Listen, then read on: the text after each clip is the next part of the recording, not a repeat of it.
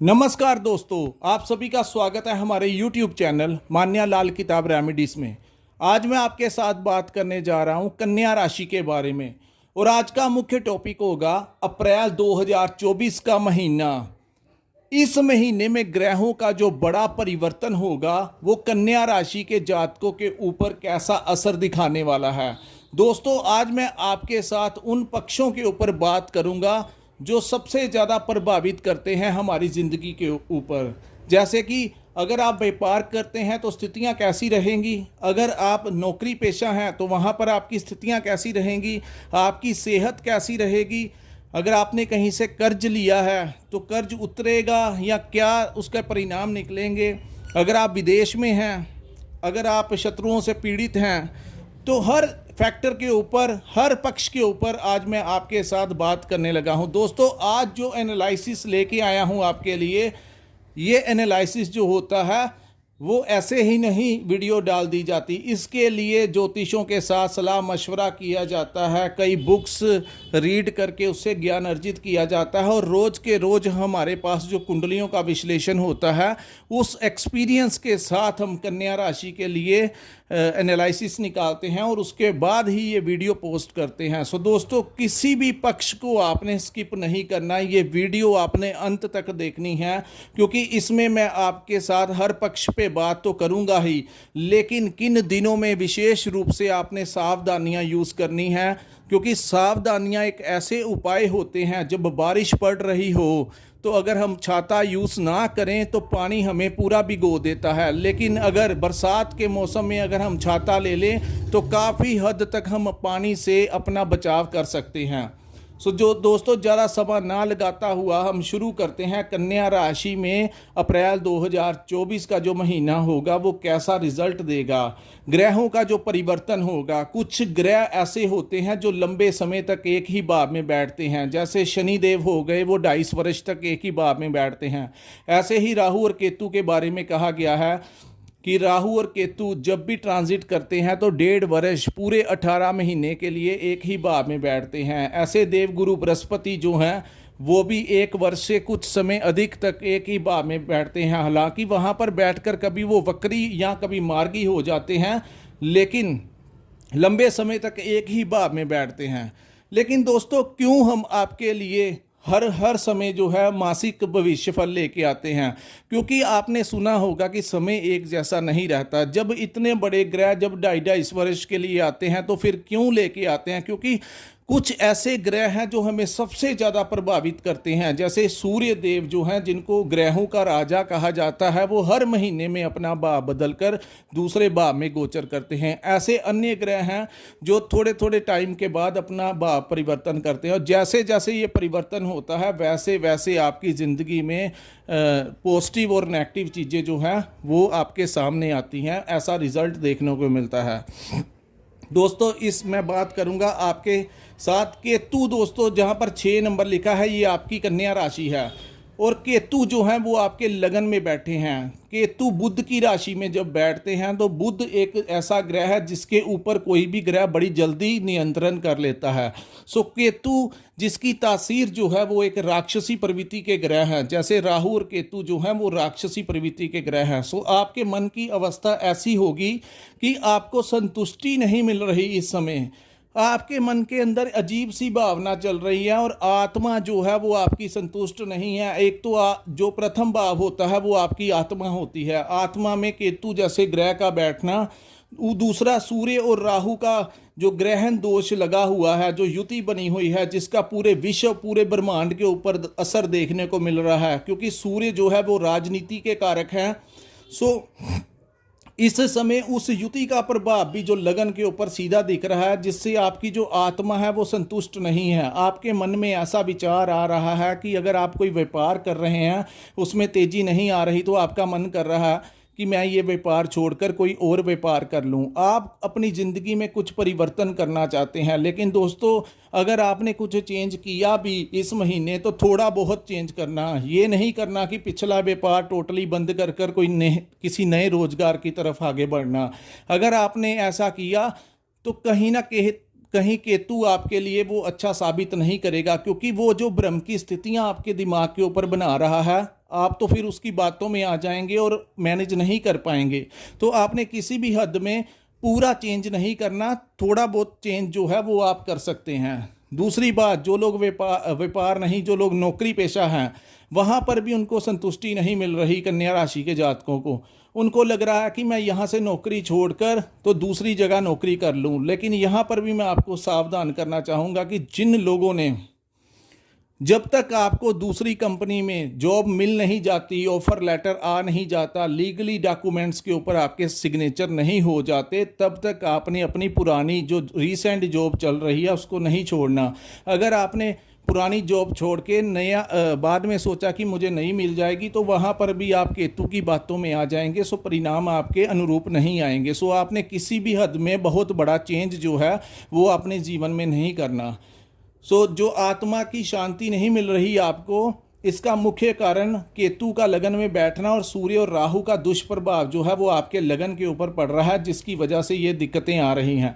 सो दोस्तों, ये टाइम जो है ये 13 अप्रैल तक ऐसी ही अवस्था आपकी मानसिक चलेगी। उसके पश्चात आपका जो सूर्य जब मीन राशि से निकलकर मेष राशि में चले जाएंगे, तो वहाँ पर गुरु बैठे हैं। सो बहुत बड़ा योग जो होगा उसके बारे में मैं चर्चा आपके साथ अभी थोड़ी देर में करूँगा।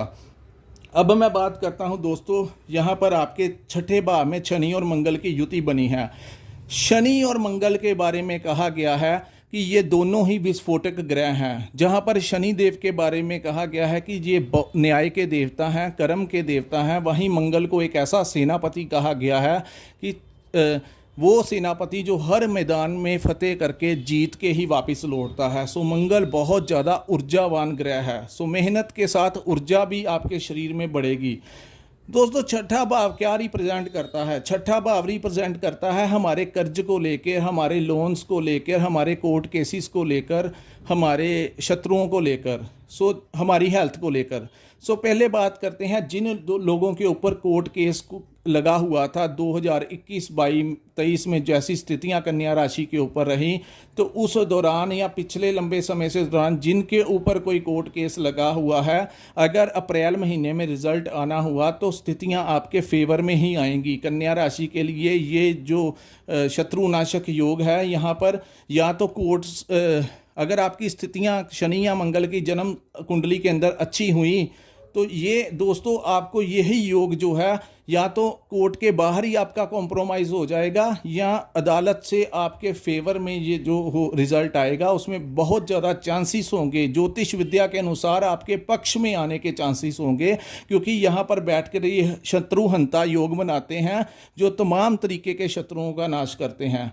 दूसरी बात दोस्तों, हेल्थ के लिए छठे भाव में कहा गया है कि कोई भी उग्र ग्रह बैठ जाए या तामसिक ग्रह बैठ जाए या क्रूर ग्रह बैठ जाए तो बहुत अच्छा रिजल्ट देता है। लेकिन यहाँ पर जब कोई ठंडी तसीर का ग्रह जैसे चंद्रमा हो गए, शुक्र हो गए, देवगुरु बृहस्पति हो गए, तो ऐसे अगर आपकी कुंडली में बैठे हुए हैं जन्म कुंडली में, तो कहीं ना कहीं आप किस हेल्थ इशू से पीड़ित रहते हैं, कहीं ना कहीं आप कर्ज से पीड़ित रहते हैं, कहीं ना कहीं आप शत्रुओं से पीड़ित रहते हैं। लेकिन इस समय दोस्तों ये जो आपको मैं बता रहा हूँ ये चंद्र राशि के ऊपर आधारित है, क्योंकि चंद्रमा का बहुत बड़ा रोल होता है। अगर आपकी कुंडली में जन्म समय पे चंद्रमा की पोजीशन अच्छी है तो वो बहुत ज़बरदस्त राजयोग का निर्माण करता है। लेकिन अगर चंद्रमा नीच के बैठे हुए हैं तो आपको फल जो है वो अच्छे समय में भी पूर्ण तरीके से नहीं मिल पाता। और यहाँ पर मैं एक और बात कहूँगा, जिस भी ग्रह की मैं बात करूँगा उस भाव से कन्या राशि वाले ज़्यादा अफेक्टेड होंगे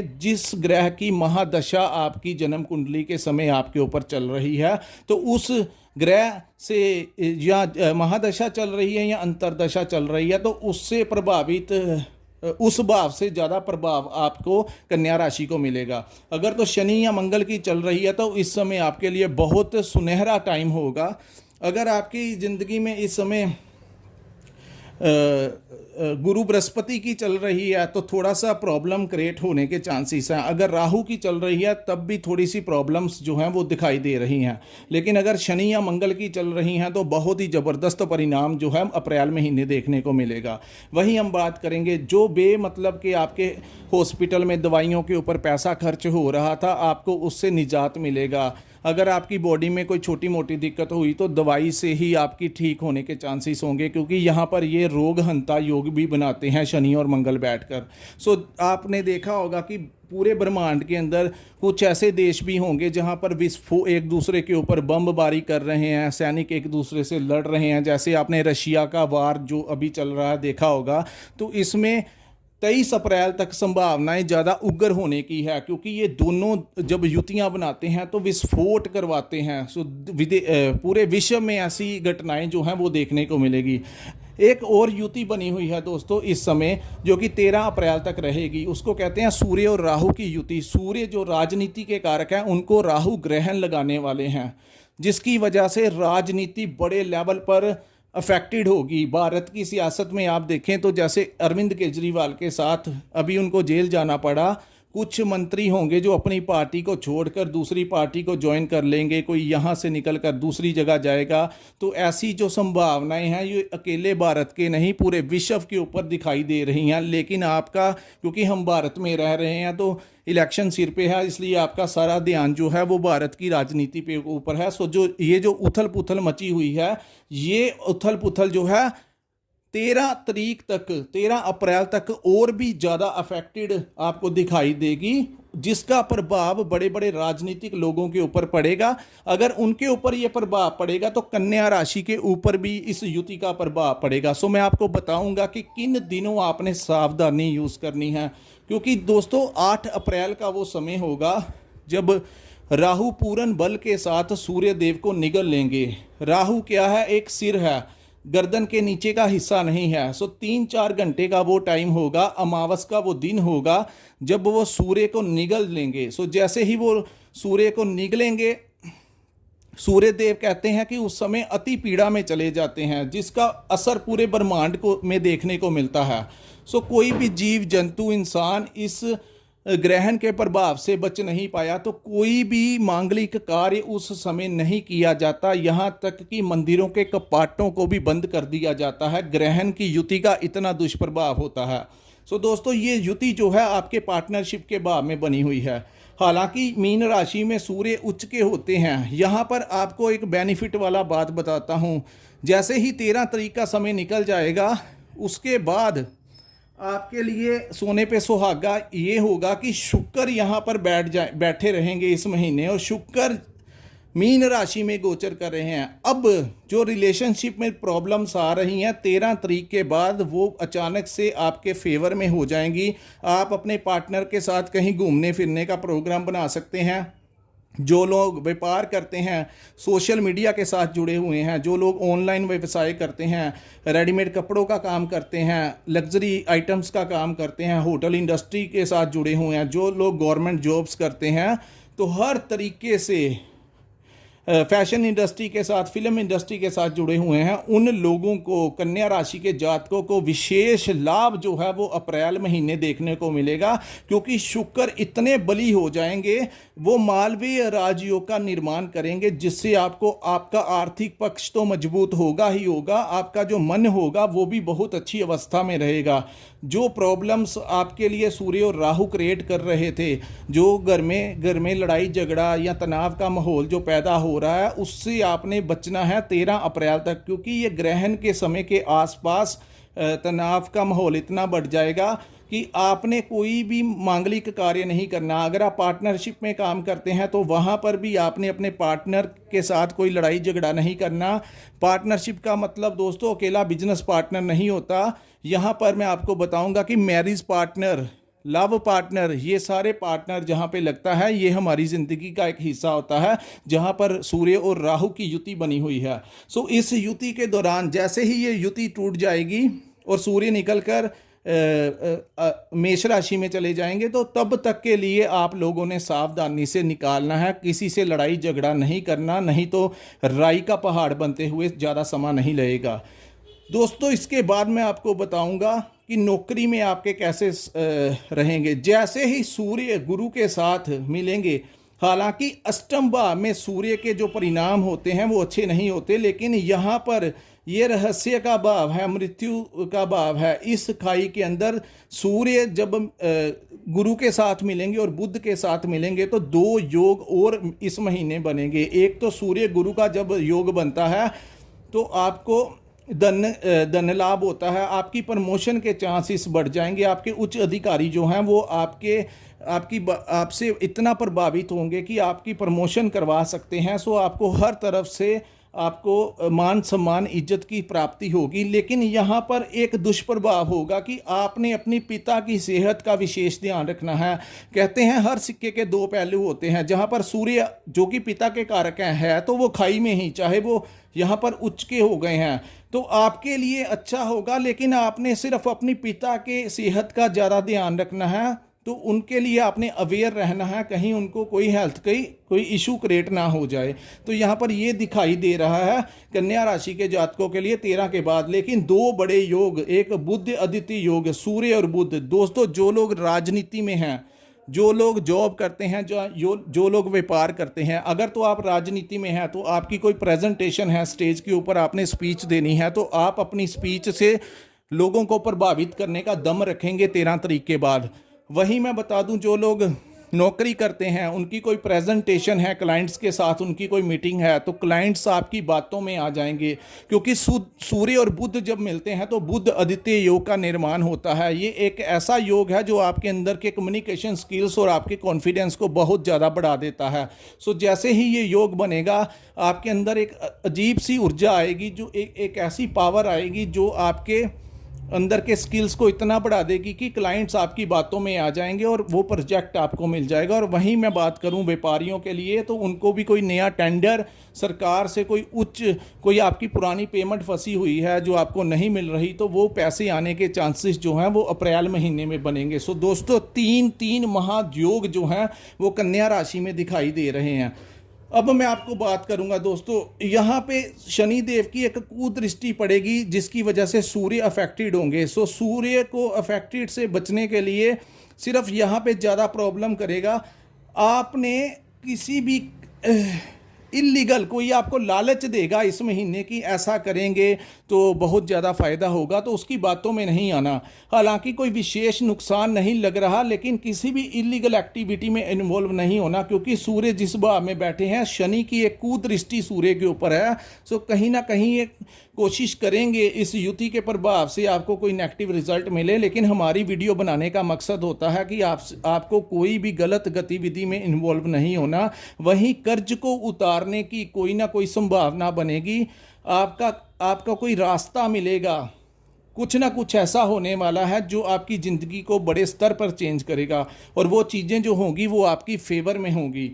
अब मैं बात करता हूं दोस्तों, यहाँ से जो दृष्टि आपके फॉरेन भाव के ऊपर पड़ेगी, इस भाव को ट्रैवलिंग का भाव कहा जाता है, इस भाव को विदेश का भाव कहा जाता है। सो विदेशी मुद्रा के साथ अगर आपकी कोई आमदन जुड़ी हुई है, अगर आप विदेश में रहते हैं, तो 13 तारीख के बाद का जो समय होगा वो कन्या राशि के जातकों के लिए विशेष लाभ लेकर आएगा। आपके साथ कुछ आपकी आमदन बढ़ेगी। वहाँ अगर आपने पीआर अप्लाई किया है तो सिटीजनशिप मिलने के चांसेस जो हैं वो इस महीने में बनेंगे। जो लोग विदेश रहते हैं उनका भाग्य एकदम से 13 अप्रैल के बाद चमक उठेगा। सो विदेशी मुद्रा, इंपोर्ट एक्सपोर्ट का जो काम करते हैं उनको बहुत ज़्यादा लाभ जो है वो सूर्य और गुरु की युति जो है सीधी दृष्टि पड़ेगी, तो आपको बहुत उच्च कोटि का सुख जो है वो अप्रैल महीना देता हुआ दिखाई दे रहा है।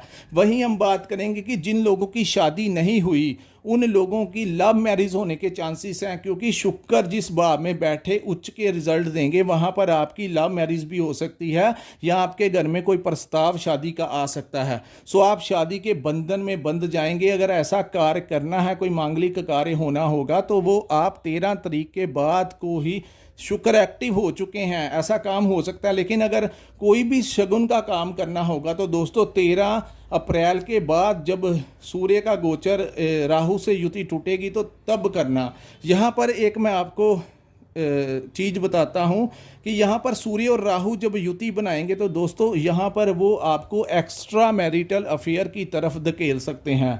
आपने किसी भी हालत में एक्स्ट्रा मैरिटल अफेयर्स की तरफ आकर्षित नहीं होना। अगर आपने ऐसा किया तो कहीं ना कहीं सूर्य देव आपको बाद में जब आपके राज जो होंगे वो डिस्क्लोज होंगे, समाज के सामने आएंगे, तो आपकी छवि खराब होगी और वहीं आपका पारिवारिक ज़िंदगी भी खराब होगी।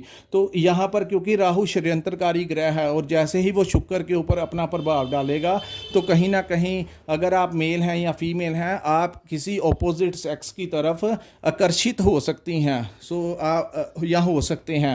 आपने गलत चीज़ों की तरफ इन्वॉल्वमेंट अपनी नहीं होने देनी, सत्य के मार्ग पे चलना है और ऑनेस्टी के साथ अपने रिलेशनशिप में रहिए ताकि कोई भी ऐसी आने वाली अवस्था में आपके ऊपर कोई ऐसा कलंक ना लग जाए। दोस्तों, ये था कन्या राशि के ऊपर अप्रैल 2024 का राशिफल। अगर आपको हमारी ये वीडियो अच्छी लगी हो तो हमारे चैनल को लाइक और सब्सक्राइब करना मत भूलिए। नीचे कमेंट बॉक्स में अपने कमेंट करके ज़रूर बताया कीजिए कि आपको वीडियो कैसी लगी। दोस्तों, हम बहुत मेहनत करके आपके लिए वीडियो बनाते हैं, अलग अलग ज्योतिषों के साथ विचार विमर्श होते हैं। बड़ी मेहनत की जाती है वीडियो बनाने के लिए। अगर ये चीज़ें आपकी ज़िंदगी से मिलती जुलती आपको नज़र आ रही हैं तो नीचे कमेंट बॉक्स में कमेंट ज़रूर कीजिए।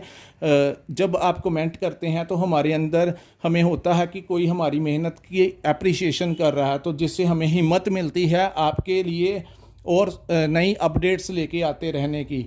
दोस्तों, वीडियो को लाइक, शेयर और कमेंट सेक्शन में कमेंट ज़रूर किया कीजिए। दोस्तों, धन्यवाद। जय माता दी।